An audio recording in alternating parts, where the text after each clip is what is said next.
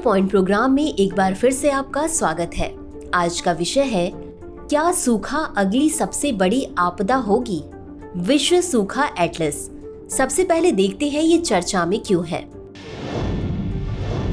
हाल ही में जारी विश्व सूखा एटलस के अनुसार 2050 तक 75% आबादी सूखे से प्रभावित होगी। चलिए अब जानते हैं विश्व सूखा एटलस के बारे में।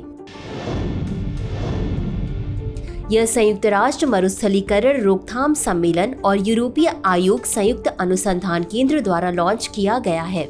यह atlas CIMA research foundation Italy, विज्रे यूनिवर्सिटी एम्स्टर्डम नीदरलैंड और UN university institute for environment and human security Germany ने साथ मिलकर तैयार किया है।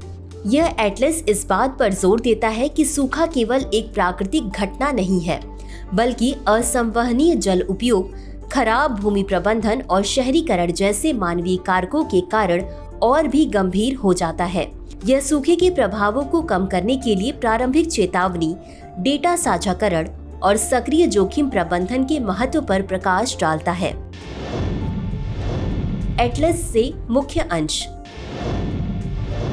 सूखे के जोखिम आपस में जुड़े हुए हैं, जो जल आपूर्ति, कृषि, जल विद्युत, अंतर्देशीय नौवहन और पारिस्थितिकी तंत्र जैसे क्षेत्रों को प्रभावित करते हैं। इन जोखिमों में जल विद्युत उत्पादन में कमी शामिल है, जिसके कारण ऊर्जा की कीमतें बढ़ जाती हैं और बिजली की कटौती होती है, और अंतर्राष्ट्रीय व्यापार में व्यवधान होता है, जैसा कि पनामा नहर के मामले में देखा गया है। खाद्य जल भूमि संबंध एक महत्वपूर्ण क्षेत्र है, जहां कृषि वैश्विक मीठे पानी का 70% उपभोग करती है, जिससे यह सूखे के प्रति अत्यधिक संवेदनशील हो जाता है। एटलस में बताया गया है कि कैसे कृषि उत्पादन विशेष रूप से जल कमी वाले क्षेत्रों में आभासी जल हस्तांतरण के माध्यम से वैश्विक जल संकट को बढ़ाता है, जहां जल तनाव वाले क्षेत्रों को निर्यात के लिए वस्तुओं के उत्पादन से नुकसान होता है। इस रिपोर्ट में US, Great Plains, Barcelona, Yangtze नदी और हॉर्न ऑफ अफ्रीका सहित कई क्षेत्रों से 21 केस स्टडीज भी शामिल हैं, जो सूखे के मुद्दों के वैश्विक दायरे को दर्शाती हैं। सूखे से निपटने के लिए एटलस 3 क्षेत्रों में रणनीतियां प्रदान करता है: शासन, भूमि उपयोग प्रबंधन, जल प्रबंधन। चलिए अब देखते हैं मरुस्थलीकरण से निपटने के लिए संयुक्त राष्ट्र सम्मेलन के बारे में। हाल ही में सऊदी अरब के रियाद में UNCCD COP16 का वार्षिक सम्मेलन आयोजित किया गया है। COP16 का विषय है, हमारी भूमि और हमारा भविष्य। इस सम्मेलन का उद्देश्य समुदाय के लाभ के लिए भूमि को बहाल करने और सूखे से निपटने के लिए निवेश और कार्रवाई में तेजी लाना है। 1992 में पृथ्वी शिखर सम्मेलन में 3 वैश्विक संगठन स्थापित किए गए थे: संयुक्त राष्ट्र मरुस्थलीकरण रोकथाम सम्मेलन यानी UNCCD, जलवायु परिवर्तन पर संयुक्त राष्ट्र फ्रेमवर्क कन्वेंशन यानी UNFCCC, जैविक विविधता पर कन्वेंशन यानी CBD।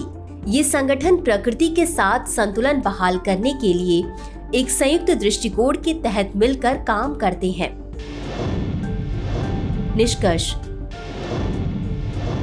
विश्व सूखा एटलस इस बात पर जोर देता है कि जलवायु प्रेरित सूखा एक जरूरी वैश्विक मुद्दा है और इस चुनौती से निपटने के लिए कार्रवाई योग्य नीतियों और निवेशों की मांग करता है। यह रेखांकित करते हुए कि सूखा प्रतिरोधक क्षमता का निर्माण एक स्थायी भविष्य के लिए एक सामूहिक जिम्मेदारी है। अंत में देखते हैं आज के अभ्यास प्रश्न को।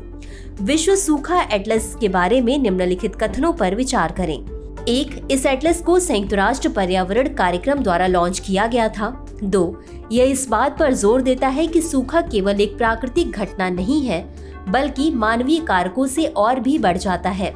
उपरोक्त दिए गए कथनों में से कौन सा सही है या सही है? A केवल 1, B केवल 2, C 1 और 2 दोनों, D न तो 1 और न ही 2। इस प्रश्न का उत्तर कमेंट बॉक्स में जरूर दें। अभी के लिए बस इतना ही। धन्यवाद।